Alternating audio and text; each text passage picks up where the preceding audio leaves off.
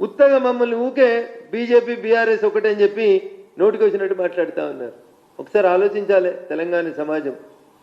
TRS అధికారంలో ఉన్నప్పుడు ఇటు గెలిచిన కాంగ్రెస్ ఎమ్మెల్యేలంతా ఇటు దాటిండ్రు. ఉత్తుత్తగా దాటితే బాగలేదని హోల్సేల్గా పార్టీనే శాసన మండలిలో ఉన్నటువంటి ఎమ్మెల్సీలు టోటల్ 2/3 వచ్చి గంపగుత్తగా టీఆర్ఎస్లో విలీనమవుతారు. శాసనసభ్యులు టీఆర్ఎస్లోకి వచ్చి టీఆర్ఎస్ ఎల్పీలో కాంగ్రెస్ ఎల్పీ విలీనమవుతుంది. ఇది 2014 నుంచి 2023 మధ్యలో జరిగింది. 2024 జనవరి నుంచి ఇక ఇటుకెళ్ళి టీఆర్ఎస్కి గెలిచిన వాళ్ళు వచ్చి కాంగ్రెస్లో కలుస్తుంది.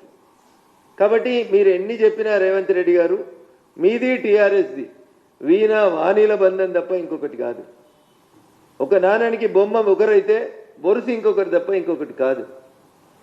ఉత్తగా తన పని తను చేసుకుపోయేటువంటి కిషన్ రెడ్డి గారికి నీ లెక్క నోరు లేదని, నీ లెక్క బూతులు మాట్లాడరావని, మంచికి మారుపేరుగా నిలబడతాడని, ఆయన మీద రోజంతా బురద తల్లిపోతుండడం అనేది ముఖ్యమంత్రి స్థాయిలో ఉన్నటువంటి మీకు తగదని రేవంత్ రెడ్డి గారికి ఈ సందర్భంగా చాలా స్పష్టంగా తెలియజేస్తూ, బట్టగాల్చి మీదేసి ఇంటికి పోయి కడుక్కోర్రి ఉత్తుకోర్రి అనేటువంటి కార్యక్రమం మంచిది కాదు.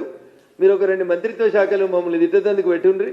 అప్పుడు మేము కూడా 2 స్పోక్స్ పర్సన్స్ని కేవలం మిమ్మల్ని కౌంటర్ ఇచ్చేందుకే తయారు చేసుకుంటామని చెప్పి ఈ సందర్భంగా తెలియజేస్తూ,